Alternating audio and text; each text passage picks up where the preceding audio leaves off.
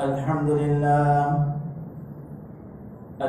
لله وكفى وسلام على عباده الذين اصطفى أما بعد فأعوذ بالله من الشيطان الرجيم بسم الله الرحمن الرحيم ومن أظلم ممن منع مساجد الله أن يذكر فيها اسمه وسعى في خرابها إلى آخره.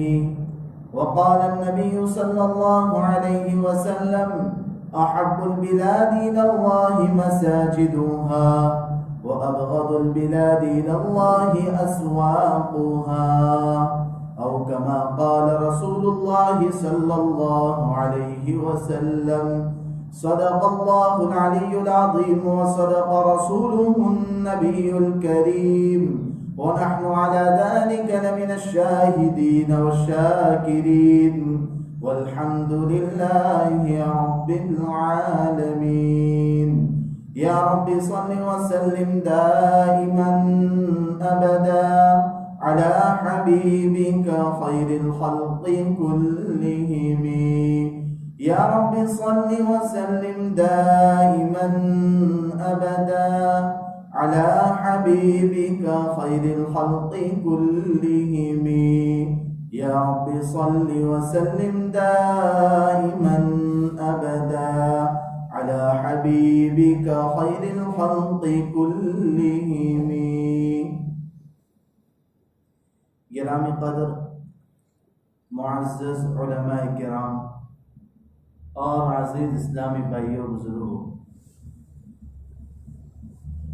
گزشتہ آپ حضرات کے سامنے مسجد کے بارے میں، آداب مسجد کے سلسلے میں چند باتیں پیش کی تھی جو میرے اور آپ کے لیے بے حد ضروری تھی، اور اسی سلسلے میں چند باتیں آپ لوگوں کے سامنے پیش کرنا ہے۔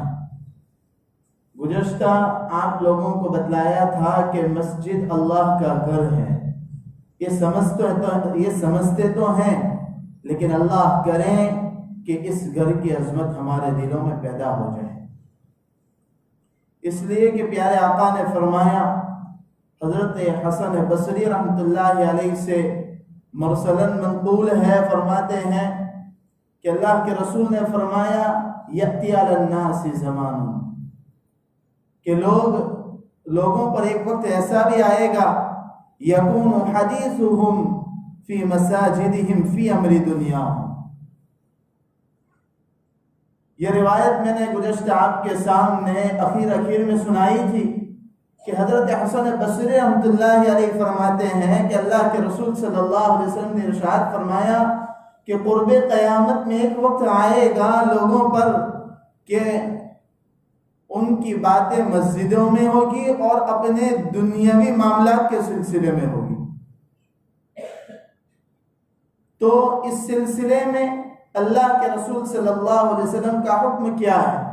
اللہ کے رسول صلی اللہ علیہ وسلم نے فرمایا کہ مسجد یہ اللہ کا گھر ہے، اس کا ادب ہم سب پر ضروری اور فرض ہے۔ اگر کوئی ادب نہیں کرتا ہے، مسجد کا وقار اور مسجد کا جو اہتمام اور ادب ہونا چاہیے اگر نہیں کرتا ہے، تو اسی روایت میں پیارے آقا نے فرمایا فلا تجالسوا، یہ وہ لوگ ہیں کہ جن کے ساتھ آپ اٹھنا بیٹھنا بند کر دیجیے۔ میں نہیں کہہ رہا ہوں، اللہ کے رسول نے فرمایا فلا تجالسوہم، یہ اتنے بے وقت لوگ ہیں کہ ان کے دل میں ذرہ برابر اللہ کے گھر کا احساس نہیں، ادب مسجد کا ان کے دلوں میں نہیں ہے۔ اللہ کے رسول نے فرمایا فلا تجالسوہم فإن للہ فیہم حاجۃ، اس لیے کہ اللہ کو ان کی کوئی ضرورت نہیں ہے۔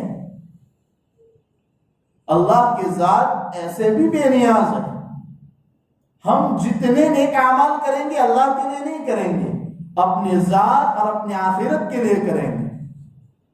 اسی لیے تو قرآن کریم کے اندر بار بار اللہ تعالیٰ نے ارشاد فرمایا، اور یہی بات ارشاد فرمائی کہ جو کچھ تم نیک اعمال کرو گے اپنے لیے کرو گے،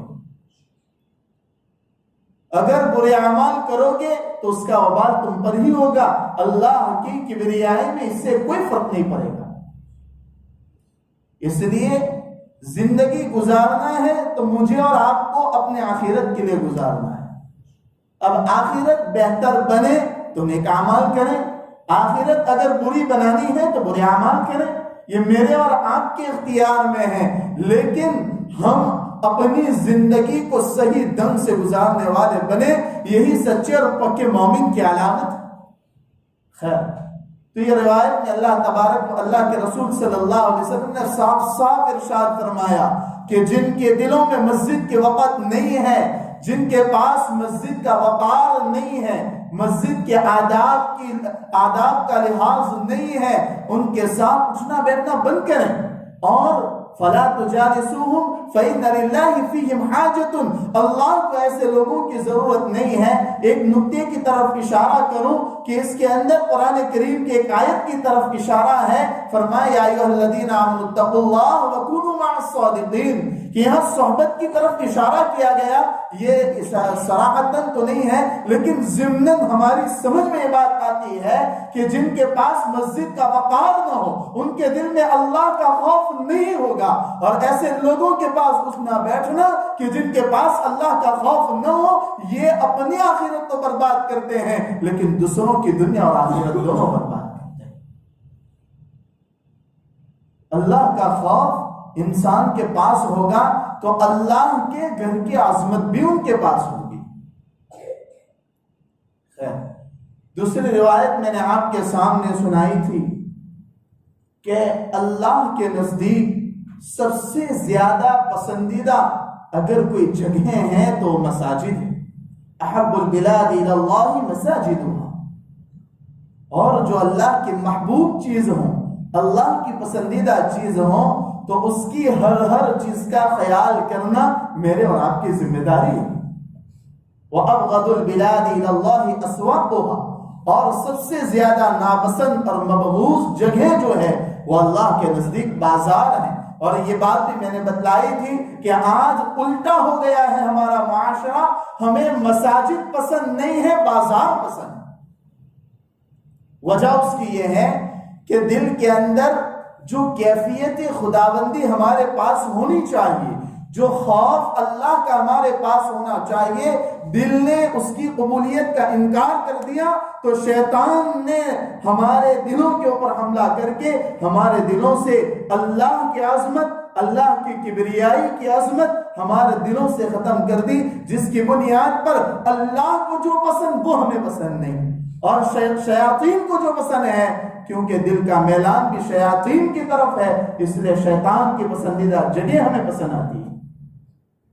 اس لیے مسلمانوں، ذرا ڈرنے کا مقام ہے، سمجھنے کا مقام ہے کہ وہ مساجد جو شعائر میں سے، مسلمانوں کا شعار ایک مسجد بھی ہے کہ جو شعائر میں سے ہوں، آج کا مسلمان اگر مسجد جو شعائر میں سے ہیں اگر اس کی قدر نہیں کرتا ہے تو مسلمانوں ان کی دنیا اور آخرت کا کیا مسئلہ ہوگا؟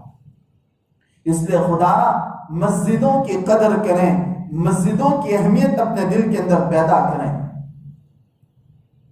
اس لیے کہ مساجد جس کے اندر اللہ کے ذکر کو بلند کیا جاتا ہے، مسجدوں کے اندر اللہ کے سامنے سر پر سجود ہویا جاتا ہے، اللہ کے سامنے اپنی پیشانی کو رکھا جاتا ہے، سجدہ کیا جاتا ہے، اور اللہ کے سامنے اپنی عاجزی کو بتلایا جاتا ہے کہ مالک تو ہی میرا خدا ہے، میں تو تیرا بندہ ہوں، تو ہی میرا معبود ہے اور میری عبادت محض تیرے واسطے ہے۔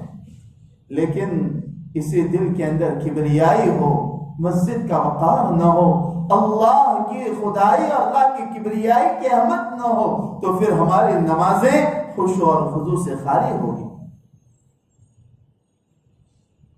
اس لیے نمازوں کے اندر خشوع و خضوع چاہیے۔ وَذَكَرَ اسْمَ رَبِّهِ فَصَلَّى، مسجد کے اندر آئیں اور آنے کے بعد اللہ کا دھیان لگائیں، اللہ کی طرف متوجہ ہوں، بعد میں نماز کے اندر داخل ہوں، تاکہ اللہ کا دھیان ہماری نمازوں میں خشوع و خضوع پیدا کریں.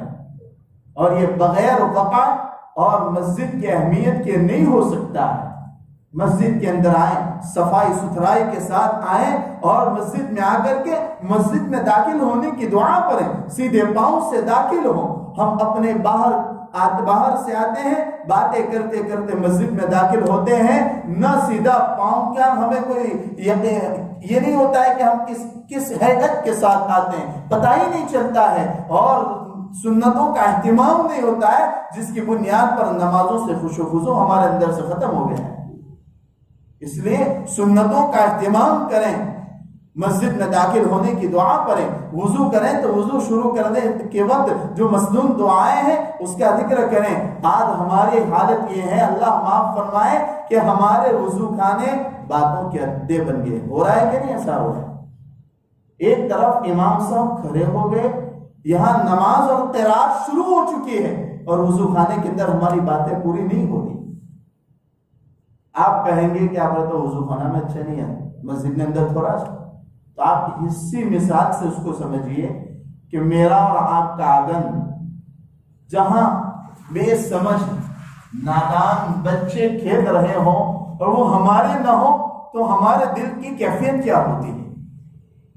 ہمارے گھر میں نہیں آئے، گھر کے آنگن کے اندر ہے، باہر ہے، کسی کی ملکیت نہیں ہے، وہ عام راستہ ہے.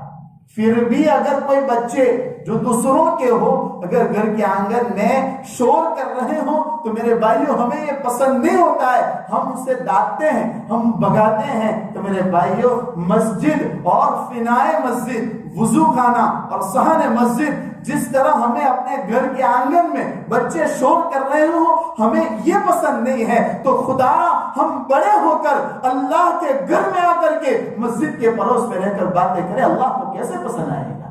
جب ہمیں پسند نہیں ہے تو اللہ کو کیسے پسند آئے گا؟ آپ اس کو مثال سے سمجھیے. یہ سمجھنے جیسی مثال ہے کہ اپنا گھر کا آنگن اگر بچوں کے شور سے، اگر بچوں کا شور ہو جائے تو ہمارے دلوں کو گوارا نہیں ہوتا ہے. خدا اللہ کے گھر میں بیٹھ کر یا اللہ کے گھر میں آ کر کے اگر ہم بالغ ہونے کے بعد، بڑی عمر پر پہنچ جانے کے بعد اگر ہم مسجد کے آنگن کے اندر باتیں کریں گے، استعمال کریں گے، اللہ کو کیسے پسند آئے گا؟ جب ناسمجھ بچے، ان کی شرارتیں ہمیں پسند نہیں ہیں، اگر سمجھدار اللہ کے گھر کے اندر شرارتیں کریں گے، اللہ کو کیسے پسند آئے گا؟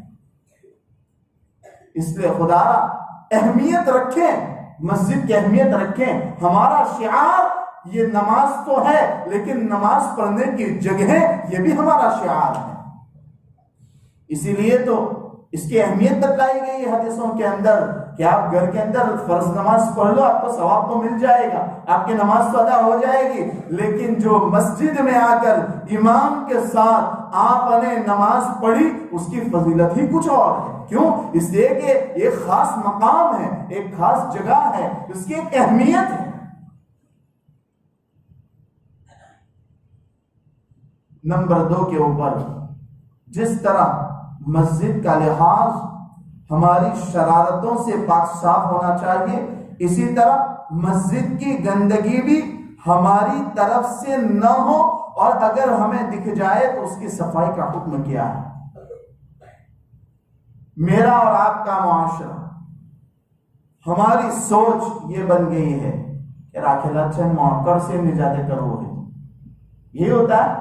اور باقاعدہ دادا گیری کی جاتی میں مجھے معلوم نہیں ہے کہ کون کرتا ہے، میں آپ کو صرف حق بات سمجھاتا ہوں. ایک طرف آپ شریعت کو دیکھیں، دوسری طرف میرا اور آپ کا مزاج دیکھیے. اللہ کے رسول نے فرمایا من اخرج ادم من المسجد بنى الله له بیتا فی الجنہ.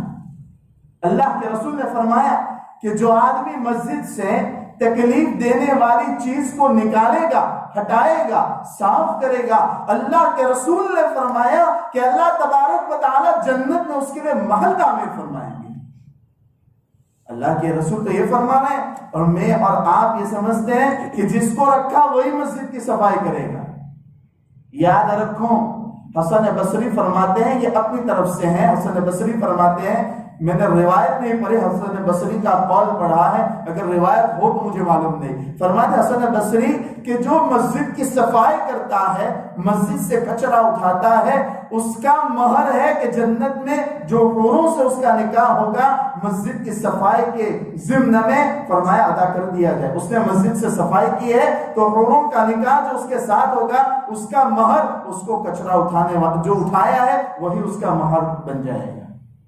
حسن بصری فرماتے ہیں معلوم ہوا کہ اس کا مقام تو ہے لیکن ہمیں اپنے آخرت بنانا ہے تو ہم اس ثواب کو کب حاصل کریں گے؟ اسی طرح ایک روایت میں ہے حضرت ابو ہریرہ رضی اللہ تعالیٰ عنہ فرماتے ہیں پیارے آقا صلی اللہ علیہ وسلم نے ارشاد فرمایا کہ عرضت علی اجور امتی، کہ معراج کے موقع پر جب میرے سامنے میری امت کے اجر و ثواب کو پیش کیا گیا، عرضت علی اجور امتی، میری امت کے اجر و ثواب کو پیش کیا گیا تو نمازیں بھی پیش کی گئی ہوگی، بہت ساری چیزیں، روزے، صدقہ و خیرات بھی پیش کیا گیا ہوگا، لیکن اللہ کے رسول نے فرمایا حتی القضاء، یہاں تک کہ مسجد میں چھوٹی سی چیز جو رکھی ہوئی تھی کسی نے اٹھائی، اس کا اجر و ثواب بھی میرے سامنے پیش کیا گیا۔ معلوم ہوا کہ مسجد سے صفائی یعنی گندی کرنے والی جتنی بھی چیزیں ہیں، جیسا کہ بہت سو کو عادت ہوتی ہے مسجد کے اندر بالوں میں کنگھی لگاتے ہیں، گویا کہ مسجد کو ہم کیا بیوٹی پارلر سمجھ لیتے ہیں، مسجد میں آ کر کنگھی کرتے ہیں، آپ کے بال مسجد کے اندر گرتے ہیں جس کی وجہ سے مسجد میں گندگی پیدا ہوتی ہے۔ حالانکہ شریعت کہتی ہے مسجد کی صفائی کرو، اٹھاؤ کہ آپ کو اجر و ثواب دیا جائے گا، اور میں اور آپ ہیں کہ مسجد میں آ کر گندگی کرتے ہیں۔ اللہ ہم سب کی حفاظت فرمائے۔ تو میرے بھائیوں، جس طرح مسجد کے اندر آنے میں ہمارے لیے ادب اور وقار لازم ہے، اسی طریقے سے مسجد کی صفائی کا خیال صرف اور صرف مسجد میں کام کرنے والوں کے لیے نہیں ہے کہ ہم نے خادم رکھ دیا وہ کر لے گا، اسی پر ظلم کیا جا رہا ہے۔ حالانکہ قرآن کی زبان میں آپ کو سمجھاؤں، قرآن نے تو مسجد کی صفائی کس کو کہا ہے؟ ان طہر بیتی للطائفین والعاکفین۔ حضرت ابراہیم علیہ السلام اور حضرت اسماعیل علیہ السلام جنہوں نے کعبۃ اللہ کی تعمیر کی، جو انبیاء کرام ہیں، اللہ نے انہیں فرمایا کہ آپ کے ذریعے اللہ نے گھر کی تعمیر کرائی ہے، آپ کی ذمہ داری ان طہر بیتی للطائفین، کہ آپ اللہ کے گھر کو آپ ذمہ دار ہیں، آپ صاف رکھیے۔ آپ علماء سے پوچھ لیجئے کیا میری بات صحیح ہے کہ غلط ہے؟ جب ذمہ داروں کو، وقت کے انبیاء کرام کو اللہ نے قرآن میں اس بات کا حکم دیا ہے ان طہرا، کہ مسجد کو صاف شفاف رکھو، یہ نہیں کہا کہ صاف کراؤ، ایسا نہیں کہا، خود بھی صاف کرو اور دوسرے جو بھی دیکھیں وہ بھی صاف کریں۔ اس لیے ہمارے اس رویے کو بدلو مسلمانوں، ہم کسی کے لیے نہیں کریں گے، اللہ کے لیے کریں گے، اللہ کے لیے کرنا ہے، ورنہ یہ جو خادمین ہیں وہ صرف انتظام کے لیے ہیں کہ انتظام صحیح ڈھنگ سے چلے، ورنہ آپ کیا سمجھتے ہیں ہر آدمی خود مسجد کی صفائی کا ذمہ دار ہے۔ اس لیے مسجد کی صفائی، اس کا وقار رکھیں۔ اور بعض ایسا بھی ہوتا ہے، دوسرے ادب کی طرف آؤں، کہ جب نماز کھڑی ہوتی ہے تو ایک طرف روایت سناؤں گا، دوسری طرف میرا اور آپ کا حال بتلاؤں گا۔ کیا ہوتا ہے؟ امام صاحب یہاں جماعت کھڑی ہو جاتی ہے اور باہر ہماری باتیں پوری نہیں ہوتی، اور جب رکوع کی طرف امام صاحب جھکتے ہیں دوڑتے ہوئے مسجد میں آتے ہیں۔ ایسا ہوتا ہے کہ نہیں ہوتا ہے؟ آئیے روایت کی طرف۔ اللہ کے رسول صلی اللہ علیہ وسلم نے ارشاد فرمایا کہ اذا سمعتم الاقامۃ، جب تم اقامت کو سنو، یعنی نماز کھڑی ہو گئی، مؤذن اقامت کہہ رہا ہے، اس کو جب آپ سنو تو آپ کا پہلا کام کیا ہونا چاہیے؟ فمشوا الی الصلاۃ، کہ تم مسجد کی طرف آؤ۔ یہ اذان کے باب میں بھی ہو سکتا ہے کہ اذان سنو تو نماز کی تیاری کے لیے آؤ، اور دوسرا یہ کہ جب اقامت کو سنو، یعنی مسجد میں آ گئے ہیں، اقامت کھڑی ہو گئی، نماز کھڑی ہو گئی، تو فمشوا الی الصلاۃ، کہ ہماری باتیں بند ہو جانی چاہیے، ہم وضو سے فارغ ہو جانے چاہیے، اگر وضو باقی اطمینان سے یعنی سنت کا خیال رکھتے وضو کر کے ہم مسجد کی طرف آئیں۔ اور آگے کا جملہ سنیے، وعلیکم السکینۃ والوقار، علیکم یہاں لزوم کے لیے ہے، آپ پر لازم فرض اور واجب ہے کہ آپ مسجد کا سکون اور مسجد کا وقار باقی رکھیں، یہ نہیں کہ دوڑتے ہوئے مسجد کے اندر آئیں۔ وَلَا تُسَارِعُوا، آگے کا جملہ ہے، فرمایا تم جلد بازی نہ کرو۔ یہ حدیث میں، اور میرا اور آپ کا معاملہ کیا ہے کہ باتیں کرتے رہیں گے، اور جب امام صاحب اللہ اکبر کہیں گے رکوع کے لیے تب دوڑیں گے، جبکہ روایت میں منع کیا گیا ہے کہ مسجد کے آداب کے خلاف ہیں۔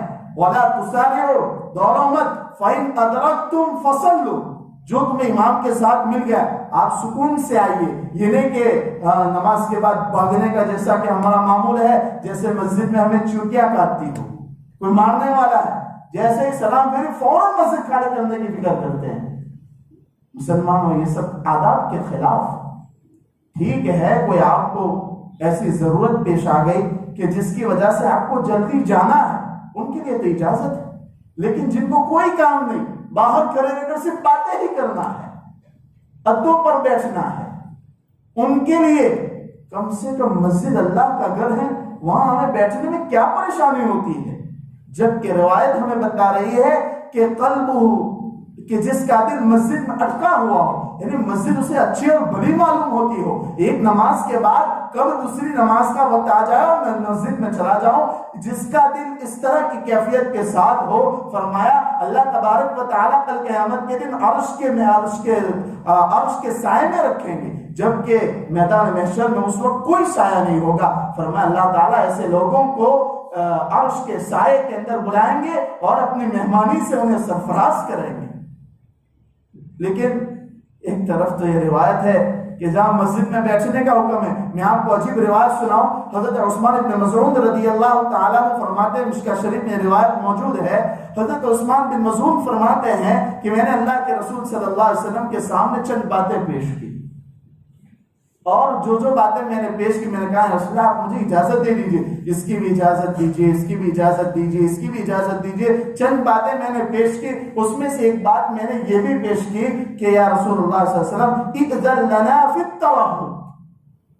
حضرت عثمان بن مظعون فرماتے ہیں کہ میں نے اللہ کے رسول سے فرمایا یا رسول اللہ جس طرح اگلی امتوں کے اندر رہبانیت تھی، آپ ہمیں بھی رہبانیت کی اجازت دے دیجئے۔ رہبانیت کہتے ہیں ترک دنیا اور خلوت نشینی، یعنی میں آپ کو سمجھاتا ہوں، بیوی بچوں کو چھوڑ دینا، مال و دولت کو چھوڑ دینا، صرف اور صرف اللہ کو پانے کے لیے کسی تنہائی کے اندر چلے جانا، دنیا کیا ہے اس کو بھول جانا، اس کو رہبانیت کہتے ہیں۔ اگلے لوگ اس مقام کو حاصل کرنے کے لیے، یعنی اگلی امتیں جن کے اس کی اجازت تھی، وہ اپنے آپ کو خصی کروا دیتے تھے تاکہ نکاح کا خیال ہی نہ ہو۔ جب نکاح کا خیال نہ ہو تو عورتوں کی طرف دل کا میلان ہی نہ ہو، بچوں کی طرف دل کا میلان ہی نہ ہو، صرف اور صرف زندگی اللہ کے لیے وقف کر دیں۔ تو حضرت عثمان بن مظعون فرماتے ہیں میرے دل میں خیال ہوا کہ اللہ کے رسول سے اس کی اجازت لے لوں کہ بیوی بچوں سے، دنیا سے سب کچھ چھوڑ چھاڑ کر اللہ کو پانے کے لیے کسی جنگل کے اندر ہم چلے جائیں۔